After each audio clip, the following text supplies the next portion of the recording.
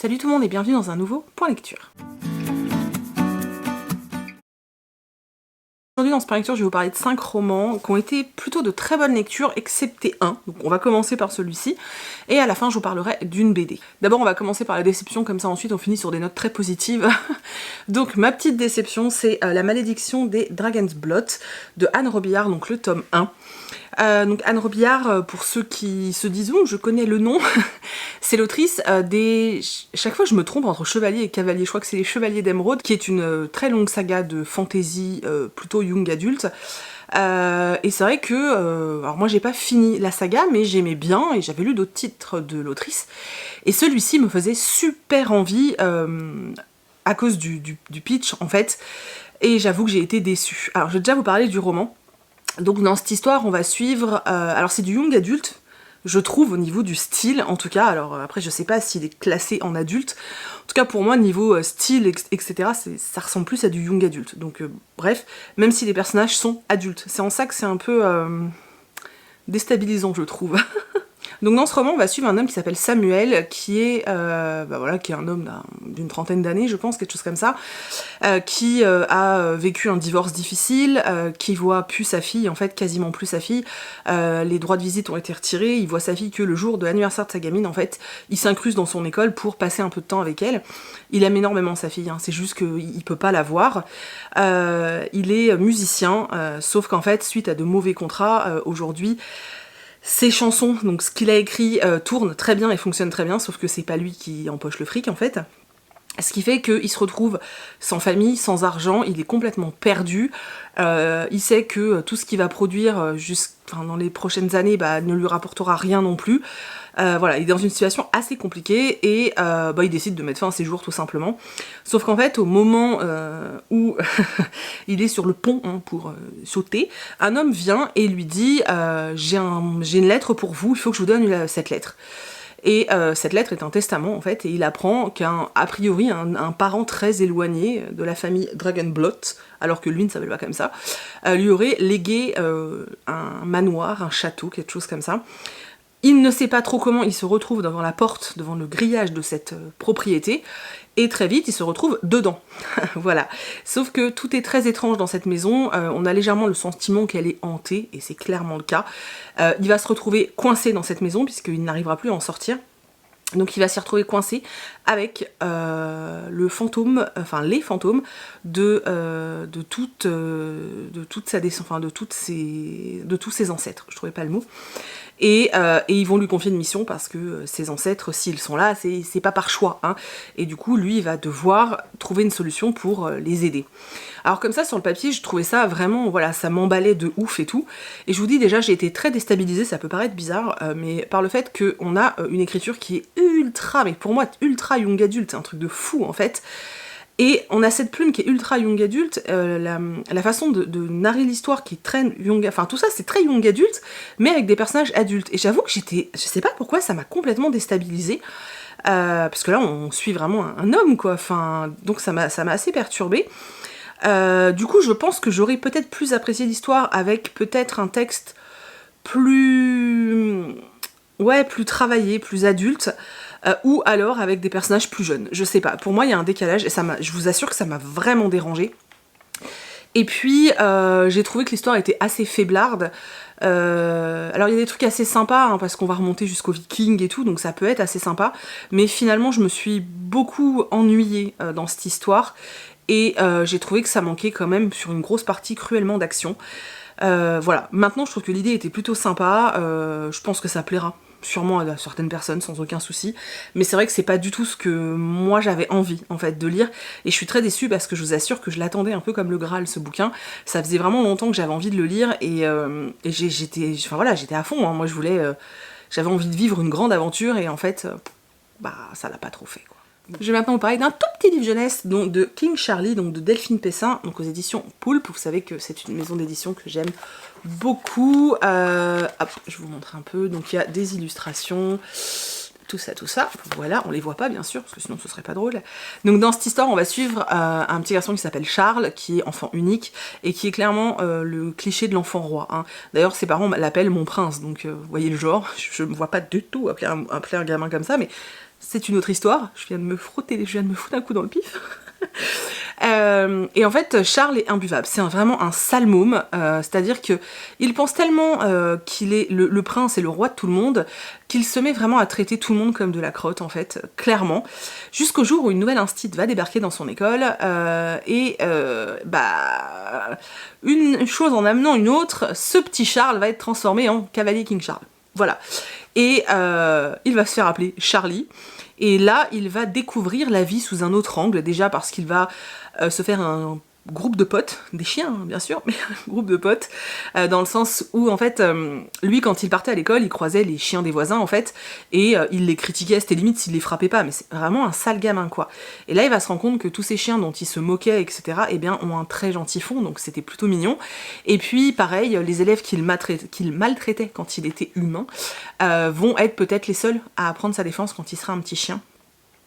Voilà, alors on a une jolie leçon clairement hein, sur le respect et la façon de se comporter, l'importance d'être gentil avec les autres et puis l'importance de sa famille aussi, de savoir en fait peut-être apprécier ce qu'on a déjà et arrêter d'en réclamer toujours plus. Voilà, j'ai trouvé ça assez sympa, c'est vraiment très mignon, alors c'est vraiment pour les enfants, c'est pas mon poulpe préféré, mais j'ai passé un chouette petit moment, ça se lit très bien, c'était mignon, puis bon moi j'adore les animaux donc forcément j'étais en mode... Voilà, j'étais en train de m'imaginer Meiko dans leur groupe, tu vois. Oui, je sais, ça va très loin dans ma tête, hein, mais voilà, c'était fort sympathique. Je vais vous parler de L'Archipel des larmes de Camilla Greb. Alors je vais pas trop en parler parce que j'en ai beaucoup parlé déjà dans mon dernier vlog, donc si vous voulez en savoir encore plus, je vous invite à aller regarder dans le dernier vlog le dernier vlog lecture qui est sur ma chaîne. J'ai juste adoré ce roman, mais vraiment j'ai adoré ce roman. Déjà j'aime beaucoup la plume de Camilla Greb qui rend, je trouve en fait le thriller très...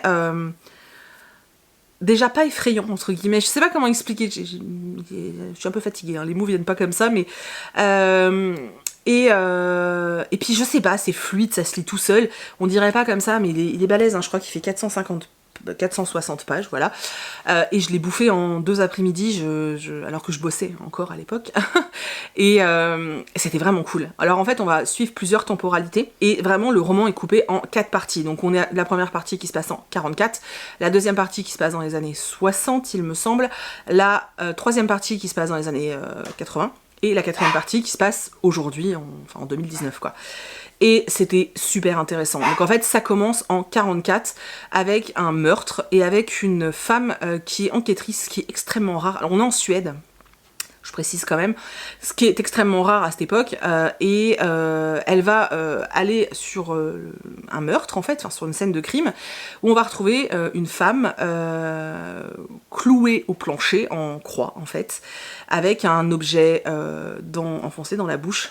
Et pendant cette enquête, ça va pas très bien se passer, la période de 44 est très rapide, hein. Et bref, donc cette femme va mener une mini-enquête là-dessus, et on se retrouve ensuite projeté dans les années 70, 60, ouais, fin 60, début 70 je crois, où là on va suivre une nouvelle policière, et c'était clairement une de mes parties préférées, qui s'appelle Britt, et en fait on est vraiment pile au moment de l'émancipation de la femme, en tout cas au début de cette période très importante, et du coup même en Suède, de nouvelles lois, de nouvelles choses ont été mises en place, notamment pour le travail de la femme, essayer d'avoir une certaine équité. Alors je dis bien essayer parce que c'était vraiment loin d'être le cas à ce moment-là. Elle arrive dans un commissariat où elle est censée être enquêtrice et pas secrétaire, sauf qu'en fait son arrivée là va être plutôt mal perçue parce que le chef qui dirige le truc criminel, voilà, je parle bien, hein, qui dirige le truc criminel en fait, je trouve pas mon mot, va pas vraiment accepter et va lui refiler toutes les tâches subalternes de secrétariat, voilà. Il y a des notes un peu d'humour que j'ai beaucoup aimé, notamment elle rencontre donc la secrétaire qui s'occupe réellement du service, et la secrétaire lui dit vous pouvez m'appeler, alors je sais plus c'est quoi son prénom, mais par exemple vous pouvez m'appeler Suzanne. Et du coup, la narratrice, à chaque fois qu'elle parle d'elle, elle dit oui, puis avec vous pouvez m'appeler Suzanne, au lieu d'utiliser juste son prénom. Ça peut paraître bête, mais dans le récit, c'est vraiment très drôle, et ça donne une petite note sarcastique à la façon de parler de la narratrice que j'ai beaucoup aimé. Donc voilà, donc on est dans cette partie, et va y avoir de nouveau un meurtre identique à celui de 44, donc le corps d'une femme retrouvé sur le sol, les bras cloués au sol, avec un objet... enfoncé dans la gorge. Et on va envoyer Brit sur cette enquête pour la bonne et simple raison que il y avait déjà eu une tentative juste avant et que la femme a été violée, et ils partent du principe que ce sera plus simple pour cette femme de parler à une autre femme plutôt qu'à un homme. Et c'est comme ça que Brit va se retrouver sur cette enquête. Enquête où elle va vite en fait faire le lien avec 44, et elle va commencer à mener cette enquête. Alors cette période-là était hyper intéressante parce que il y a tout ce côté sur le travail de la femme, en plus voilà dans un métier assez particulier qui était la police et enquêtrice quoi, c'était assez spécial surtout à l'époque, et c'était super intéressant, j'ai adoré. On suit également, en fait, à chaque fois qu'on est dans une période, donc on suit une héroïne qui travaille sur une enquête, puisque finalement le fil conducteur de toute cette histoire et de cette épopée à travers toutes ces années, c'est clairement les meurtres qui se ressemblent de 44 à 2019, les crimes sont les mêmes, sauf qu'on se dit bien en calculant que le meurtrier peut pas être le même, alors on se pose des questions quand même. Et en fait, ce qui est hyper intéressant, c'est que du coup, à chaque période, quand on suit ces femmes, on suit leur histoire, et leur histoire est liée aussi à l'histoire avec un grand H, et c'est super intéressant, mais vraiment, c'est super intéressant, parce que tout s'embrique et tout. Ah, j'ai adoré, je vous jure, j'ai adoré. Dans les années 80, on suit une profileuse, qui est une des premières profileuses de l'époque, parce que, pareil, c'était un métier déjà qui n'existait pas, et qui, en plus, n'était pas forcément un métier pour les femmes. Enfin, je veux dire... On trouvait ça un petit peu bizarre qu'une femme soit passionnée par les serial killers, par les gens détraqués, c'était pas normal. En gros, oui, t'as fait des études de psychologie, mais vas-y, va plutôt écouter Bobonne, qui a des problèmes, tu vois. Et là, du coup, c'était hyper intéressant. Et en 2019, eh bien, je vous laisse découvrir, parce qu'on retrouve des personnages qu'on a déjà vus dans les livres de l'autrice. Alors, oui, on est un peu dans une, entre guillemets, une suite, alors j'ai mis des gros guillemets, mais c'est pas gênant, on le sent pas. Alors il y a un tout petit élément qui spoil un des autres livres, mais c'est tellement petit et minime que franchement moi j'ai pas trouvé ça perturbant voilà, outre mesure. J'ai adoré ce livre. J'étais tellement à fond dans toute l'histoire et dans tout ce côté pas contemporain, mais limite, tu vois, j'étais tellement à fond, mais à fond dedans, que en fait, je me posais des questions sur le meurtrier, et en fait, je me suis complètement plantée. Mais complètement plantée, et quand j'ai eu la réponse, j'ai fait « Ah mais oui, je suis con !» et du coup, voilà, je me suis dit, putain, ça faisait longtemps que je m'étais pas faite avoir, et j'ai adoré. Et franchement, j'ai adoré ce livre. J'avais déjà lu le truc avec la baleine, je me souviens plus du titre, de l'autrice, j'avais déjà adoré. C'est vraiment une autrice de thriller nordique que j'adore. C'est pas trop gore, il y a toujours un fil conducteur et quelque chose qui te donne envie de continuer. Bref, j'ai adoré ce roman, je vous le conseille de tout cœur, sincèrement, je pense que vous passerez un excellent moment, et arrêtez-vous vraiment sur tous ces côtés un peu féministes quand même qu'on peut retrouver dans ce roman, parce que alors je lis pas non plus 25 000 thrillers par an, loin de là, c'est pas la catégorie de livres que je lis le plus, même si j'en lis quand même quelques-uns. Mais j'en ai rarement lu avec une touche de féminisme en fait. Et là je me suis dit waouh, c'est cool. En plus je l'avais mis dans ma pile à lire Mars au féminin, juste parce que c'est une autrice tout simplement, et je savais pas qu'il y aurait comme ça un réel message en fait. Et du coup j'étais en mode waouh bingo, enfin tu vois, c'était trop cool. Bref, j'ai vraiment beaucoup aimé. Si vous avez envie de le lire, il est dispo en numérique. No panique, voilà. Mais c'était vraiment trop cool. Je vais maintenant vous parler de La fileuse d'argent de Naomi Novik aux éditions Pygmalion. Alors, je n'avais pas lu, moi, Déraciné de l'autrice, parce qu'à l'époque, il me tentait pas plus que ça. Par contre, c'est vrai que celui-ci, quand j'ai vu le résumé, je me suis dit, waouh, il faut absolument que je le lise. Et alors, c'est une découverte assez spéciale. Par certains aspects, j'ai adoré ce livre. Et par d'autres, je suis un peu déconcertée, et j'en lirai pas tout le temps. En fait, voilà, je pense que c'est ça. J'ai vraiment beaucoup aimé. Voilà, j'ai vraiment beaucoup aimé. Mais clairement, je ne pourrais pas me faire 3-4 romans de l'autrice dans l'année. C'est très exigeant. Et ça, je ne m'en doutais pas, en fait.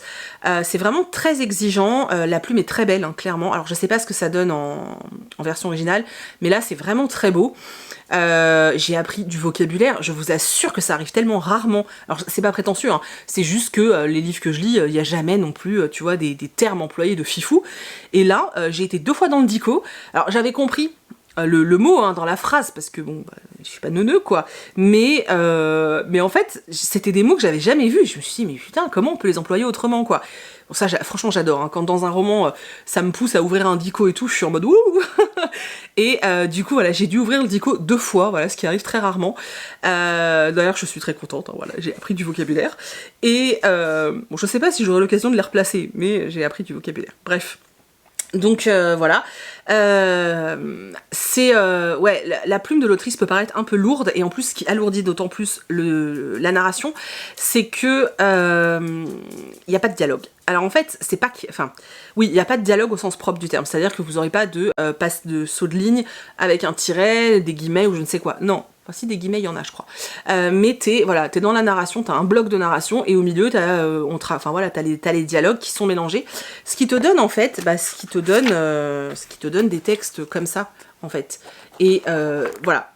Tu vois, du coup, t'as finalement très peu de retour à la ligne, etc. Et du coup, des fois, t'es un peu... tu te dis, waouh, je vais être noyée dans la narration. Elle a une façon de raconter l'histoire qui fait un peu penser à des contes, hein, clairement. Ouais, clairement. Je pense que ça pourrait être très joli, cette histoire pourrait être très chouette, racontée par un conteur et tout, ça pourrait vraiment être cool. Bref, bon, je vais vous parler de l'histoire, parce que je vais pas faire que vous parler de la plume. Alors... on est en Russie, hein, puisque voilà, on nous le dit pas clairement, mais bon, tu le comprends au fur et à mesure de l'histoire. Donc on est en Russie, plutôt dans la campagne au début, et on suit une jeune fille qui s'appelle Myriam. C'est Myriam, hein? Non, aussi Myriam. On suit une jeune fille qui s'appelle Myriam, qui vit dans une famille assez pauvre. Et, sa famille et elle sont dans une situation très difficile. Son père est prêteur, en fait, voilà, prêteur, voilà, il prête de l'argent, hein. Il remplace les banques en gros, hein, donc il fait des prêts aux gens, et logiquement, lui est censé gagner sa vie parce que les gens le remboursent avec des intérêts. Le problème, c'est que son père a un caractère qui fait qu'il ne va absolument jamais réclamer l'argent, que les gens lui inventent des excuses et que lui il dit oui, oui, oui, oui, au point que finalement, à force de prêter sans jamais être remboursé, et bien finalement c'est sa famille à lui qui se retrouve dans une galère sans nom, à ne plus avoir une thune, ne plus pouvoir manger, et à en être au point où ils sont prêts à mourir en fait. Enfin je veux dire, vraiment on sent que c'est la décadence totale, ça va plus, la déchéance totale plutôt. Bref, et au bout d'un moment, la mère de famille en fait commence à être très malade, et elle aurait besoin de manger, elle aurait besoin de se soigner, sauf que, eh bien, toujours pas d'argent en fait, hein. Donc ce qui va se passer, c'est que Myriam va décider de prendre les choses en main, elle va prendre le carnet où son père note tout, et elle va partir dans le village et elle va aller réclamer ce qui est dû à sa famille. Et cette gamine a une force de caractère incroyable, au point que finalement les gens vont se retrouver obligés de rembourser leurs dettes. Alors s'ils n'ont pas les moyens, elle va toujours trouver une solution. Genre, ok, alors toi tu peux pas me rembourser, t'as pas d'argent, t'as une fille qui va pas à l'école, qui fait rien, elle va venir travailler chez nous. Toi, ok, tu peux pas me rembourser, mais tu fais du lait, tu vas me donner du lait. Voilà, elle arrivera toujours à récupérer de l'argent, et de fil en aiguille, elle va réussir finalement à réaugmenter, enfin à augmenter de façon significative le niveau de vie de sa famille, et ça va pas passer inaperçu, puisque on va avoir le sentiment que cette gamine finalement arrive à transformer tout ce qu'elle touche en or, puisque elle a vraiment ce don incroyable de négociation, de calcul, enfin c'est vraiment, elle est balèze cette môme, hein. Sauf que en fait un jour, alors il faut savoir que dans cet univers il y a des espèces de dieux, de démons, on sait pas trop, qu'on appelle les Stariks, qui en fait vivent dans un monde un peu parallèle, et eux, c'est eux qui régulent en fait le froid, etc., l'hiver. Et ils sont ils font vraiment très peur en fait, hein, clairement, parce qu'ils peuvent tuer les gens, donc ils font vraiment très peur. Et un jour, en fait, un Starik va venir taper à la porte de chez Myriam et va lui donner un sac de pièces d'argent et va lui dire: tu me transformes tout ça en or, sinon... Voilà. Il va lui dire qu'en gros, elle va devoir le faire 3 fois de suite, donc à chaque fois les quantités sont de plus en plus importantes, et que si elle n'y arrive pas, elle va... Voilà. Et si elle y arrive, elle sera récompensée. Et en fait, la récompense, elle n'a même pas le droit de la choisir. Le gars, il lui dit: si tu y arrives, je fais de toi ma femme. Sauf que Myriam, elle a pas du tout envie d'aller dans le monde des Stariks, là où il fait froid et où ils sont tous un peu bizarres et tarés. Mais si elle le fait pas, elle va se faire tuer, elle et sa famille. Donc en fait, elle a pas vraiment le choix. On va découvrir rapidement que cet argent que les Stariks lui donnent a un pouvoir assez bizarre. Et on va le découvrir en découvrant de nouveaux personnages, donc notamment des gens de la haute société, et dont le papa en fait veut que sa fille épouse le tsar, et grâce à cet argent, il espère qu'elle va pouvoir le faire, et on va découvrir qu'il y a bien plus de créatures bizarres, de démons, enfin de plein de choses. Voilà. Alors, j'ai l'impression d'en avoir dit beaucoup, et je pense que j'en ai dit peut-être un peu beaucoup, mais c'est pour vous donner aussi un peu envie d'y aller, parce qu'il faut savoir que ce livre est très très lent, très lent. Alors déjà c'est long avant que ça se mette en place, on a une très longue partie où on nous raconte juste le fait que Myriam va chez les gens pour récupérer de l'argent. En plus il y a un changement de personnage assez souvent. Alors il faut savoir que d'un paragraphe à l'autre tu peux changer de narrateur, mais on te le dit pas, hein. Donc des fois, en plus quand c'est deux filles du même âge, des fois t'es un peu en mode oh, deux filles du même âge qui vivent sous le même toit, attends, c'est qui là? C'est vrai qu'au début c'est déstabilisant et du coup si t'es pas concentré t'es perdu. Et c'est vrai que c'est pour ça que je vous en donne un peu plus en vous disant qu'on a quand même une histoire de démons, on a une histoire de monde, du froid, etc. pour vous donner peut-être envie d'y aller, pour vous donner peut-être envie aussi de vous accrocher à cette lecture, tout simplement parce que je pense qu'on peut peut-être facilement la laisser tomber, dans le sens où je vous dis, hein, la narration est particulière, les changements de narrateur sont... faut les deviner. Voilà, ça peut être assez bizarre et ça peut être lourd, mais ça en vaut le coup parce qu'il se passe quand même des choses. Alors, le rythme est très lent, hein, vous attendez jamais à ce que ça bouge parce que ça ne bougera pas. C'est un rythme très lent, mais de temps en temps ça fait du bien aussi de prendre son temps. Et voilà, pour moi c'est une jolie découverte. Je pense que je lirai Déraciné, alors pas tout de suite, parce que je vous dis ça demande quand même vachement de concentration, mais ça reste une belle découverte. Et si vous voulez un livre ou dans lequel on doit prendre son temps, parce que je vous dis, il faut prendre son temps hein, dans ce roman-là, ça peut peut-être vous plaire, quoi, donc pourquoi pas. Le dernier roman dont je vous ai parlé, je vous en avais déjà parlé dans une photo Instagram et en story, parce que c'est un très joli coup de cœur. Il s'agit de Bord de terre de Julia Thévenot. Voilà, ce livre est sorti au début du mois de mars. Manque de bol, il sort vraiment pas à une bonne période parce que, bah... Voilà, hein, on peut plus se procurer de livres, en tout cas en physique, donc ça devient un peu compliqué, mais franchement foncez sur le numérique, ne laissez pas cette pépite être étouffée par ce qui se passe actuellement, ce serait tellement dommage. Il faut vraiment que ce livre puisse être mis en avant, et du coup ouais, découvrez-le en e-book, je sais pas, faites ce qu'il faut. Bon, je me suis fait couper la chic, j'avais trop parlé avant. Donc Bord de terre. Ouais, donc ce serait vraiment dommage finalement que ce livre n'obtienne pas ce qu'il mérite à cause de tout ce qui se passe en ce moment. Donc voilà, je compte sur vous pour le soutenir, pour le prendre en numérique, pour le découvrir, pour en parler. Je vous jure, vous allez vous éclater. Les peu de retours pour l'instant que moi j'ai vus, parce que je suis pas trop sur les réseaux en ce moment, mais voilà, j'ai vu que ceux qui l'avaient découvert l'ont adoré, quoi. Et c'est pas pour rien, voilà. Alors on reste dans un univers jeunesse, plusieurs m'ont dit « Ah mais ça doit être trop jeunesse ». Non, c'est pas trop jeunesse. C'est pas plus jeunesse que des romans type La Passe Miroir, voilà. Alors après on m'a dit « Oui mais j'ai détesté ce livre ». Oui mais je vous dis pas que c'est la même chose, c'est pas, je vous parle pas du contenu, je vous dis juste que niveau tranche d'âge, bah, c'est le même genre en fait. Moi perso, je mettrais pas La Passe Miroir dans les mains d'un gamin de 8 ans, mais ça c'est mon avis. Pour moi, Bord de terre, c'est pareil. Il est abordable, mais déjà pas pour les plus jeunes, clairement non. Et puis, il a beau être abordable, il est aussi en fait fait pour les adultes, clairement. Il est extrêmement bien écrit, l'univers est incroyable, je sais pas où elle a trouvé cette idée, mais l'univers est génial. Les messages, mais les gars, les messages dans ce livre, je parle pas souvent des messages en fait que je vois dans les romans jeunesse, parce que je veux pas vous spoiler, je veux vous laisser découvrir, mais vous êtes plusieurs à m'avoir dit que vous étiez jamais sûr que c'était voulu de la part de l'auteur. Voilà, on avait eu un espèce de débat là-dessus dans un live Instagram où vous me disiez que des fois vous voyez des choses dans les livres et vous vous disiez et vous étiez en train de vous dire, non, bah peut-être que c'est moi qui me dis que, mais peut-être que c'était pas voulu de la part de l'auteur. Dites-vous, partez du principe que un livre est travaillé pendant très longtemps, c'est pas genre, là ce que t'as dans les mains, c'est pas un premier jet. Il y a eu un comment dire, je trouve pas le mot en français. Mais c'est dingue! Il y a eu un plan, je cherchais l'architecte, mais bref, il y a eu un plan, il y a eu un premier jet, un second jet, il y a eu des corrections, un livre est réfléchi, c'est quand même ultra rare que tu tombes sur un bouquin que quelqu'un a écrit comme ça et te balance, c'est pas possible. Donc le livre est réfléchi, les auteurs cherchent quasiment à chaque fois à faire passer un message. Donc logiquement, quand vous voyez un message dans un roman, c'est que c'est fait exprès. Voilà, c'est que c'est fait exprès.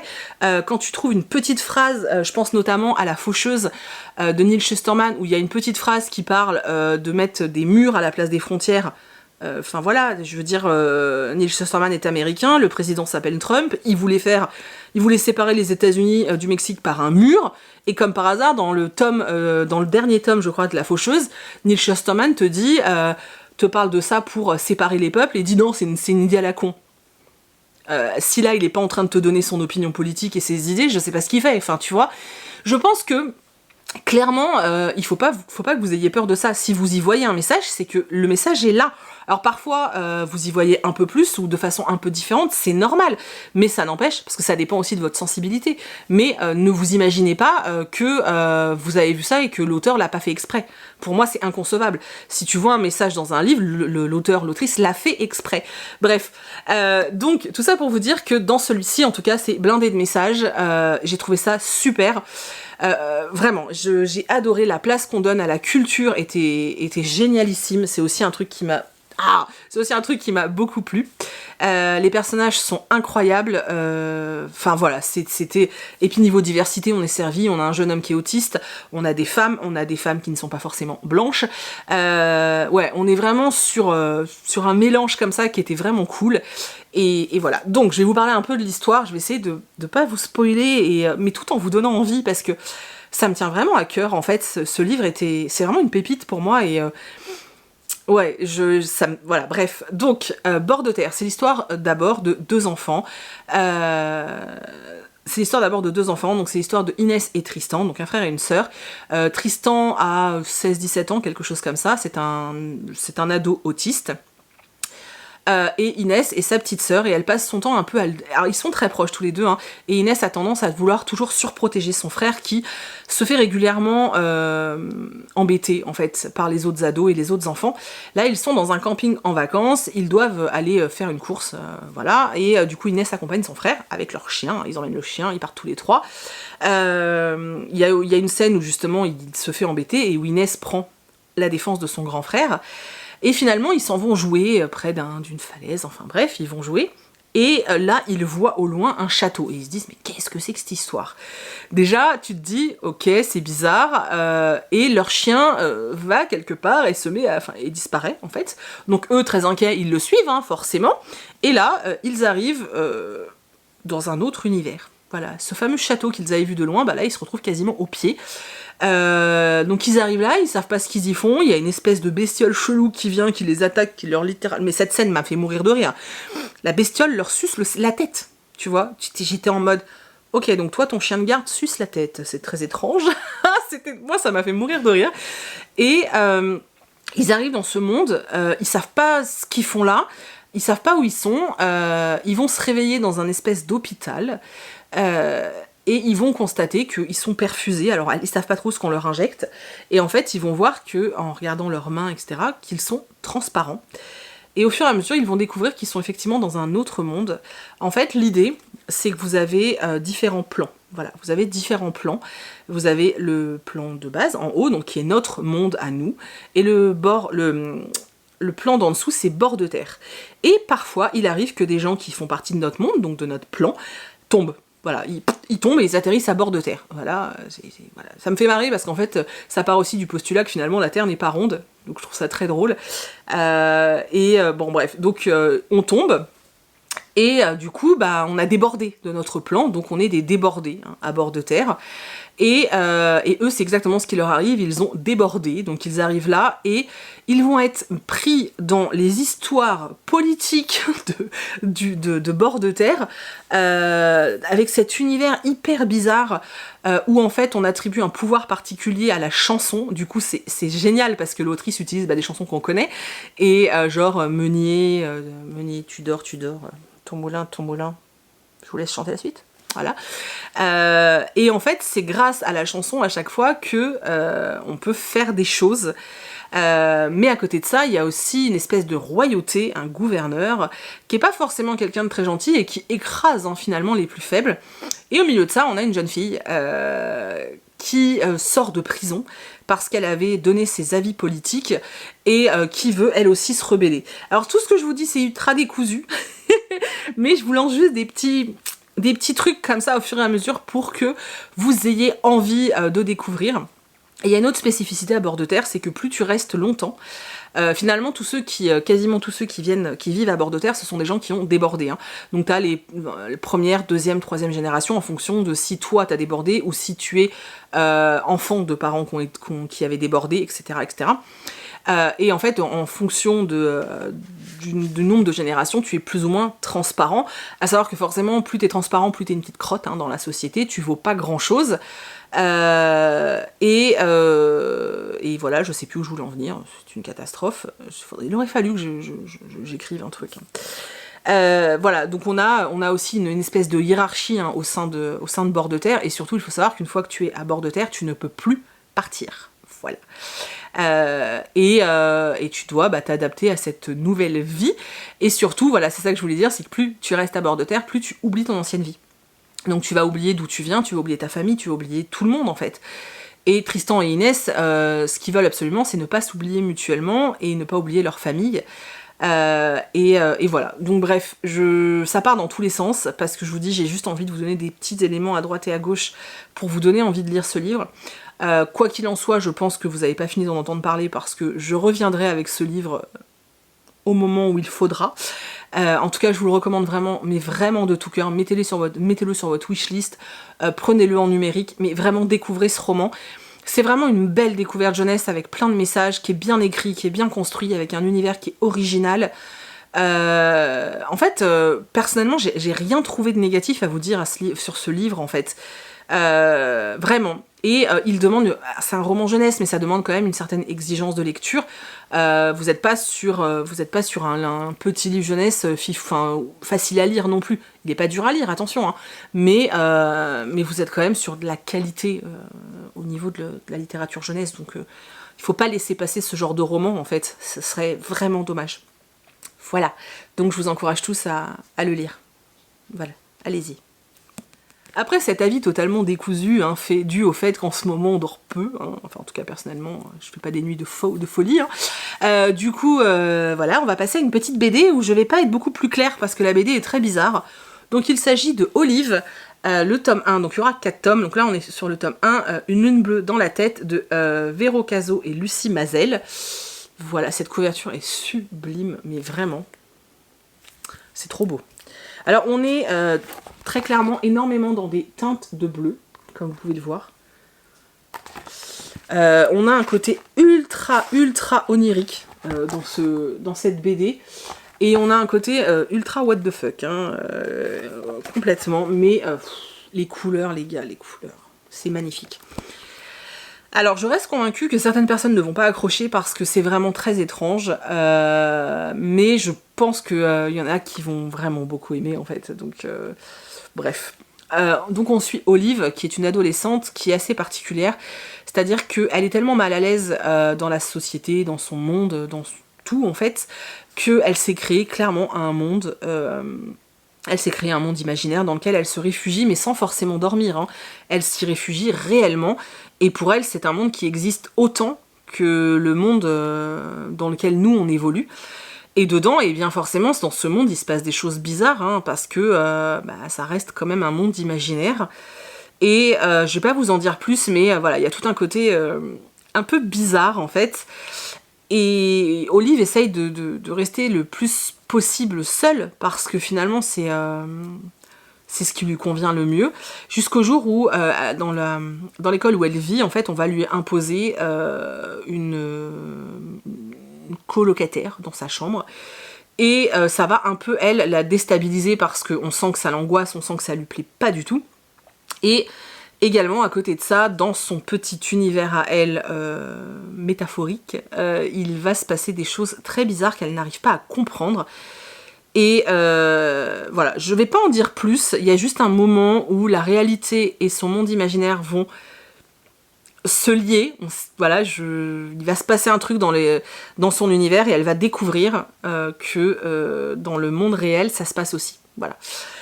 Et on nous laisse un peu sur un truc... Et toi, t'es en mode, mais what, je veux la suite. Donc voilà, donc j'attends vraiment la suite. Pour l'instant, j'ai bien aimé, mais j'ai pas encore réussi à me faire réellement un avis sur cette bande dessinée. J'attends le tome 2, voilà, pour voir réellement comment il nous mélange ça, parce que je trouve ça très bizarre. Et pour l'instant, finalement, ce tome 1 nous apporte tellement de questions et tellement peu de réponses que j'attends vraiment le tome 2 pour en savoir plus et pour vraiment me positionner dans cet ouvrage. En tout cas, moi, clairement, les dessins, je les ai adorés. J'ai adoré la colorisation. J'aime beaucoup le personnage principal qui est très touchante. Son lien avec sa famille, voilà, la façon aussi où elle essaie, si vous voulez, elle essaye aussi finalement de sortir un peu de son monde pour se lier aux autres. C'est assez bien fait et c'est assez beau. Enfin bref, moi j'ai beaucoup aimé tous ces aspects-là. Maintenant, en ce qui concerne réellement l'histoire en elle-même, je vous dis, pour l'instant, je suis tellement pleine de questionnements que je ne sais pas. Voilà. Mais en tout cas, je suis très contente de l'avoir découverte et j'ai vraiment hâte, pour le coup, de découvrir la suite. Donc voilà, c'en est tout ce point lecture. Voilà, j'ai pris que 5 livres parce que je savais que je serais très longue. Je suis désolée si toutes les idées sont pas hyper bien posées, mais voilà, je fais ce que je peux. Hein. En ce moment, mon cerveau... j'allais dire danse la gigue, c'est très étrange. Maintenant, je suis en train d'imaginer une cervelle en train de danser la gigue, c'est dégueulasse. Bref, j'espère que ça vous a plu. Je vous mettrai aussi en ligne, je pense, à la fin de la semaine, un tag. J'ai trouvé un tag voilà, à faire qui a l'air assez rigolo, donc voilà, je vous mettrai ça en fin de semaine. Et voilà, sinon j'espère que vous allez tous très bien, que vous prenez soin de vous, que vous profitez du temps que vous avez pour faire ce que vous aimez. En tout cas, n'hésitez pas à aller vous plonger dans un bouquin, ça fait toujours du bien, ça permet de s'évader, mais ne vous mettez pas non plus la pression si vous n'arrivez pas à lire en ce moment, vous n'arrivez pas à lire, c'est pas grave en fait. Hein. Faites juste ce qui vous fait du bien, c'est le principal. Moi, pour tout vous dire, je suis en train de lire un Hugo roman, donc oui. C'est comme ça. Voilà, allez, je vous laisse, je vous fais plein d'énormes bisous, je vous retrouve dans les commentaires et je vous dis à bientôt.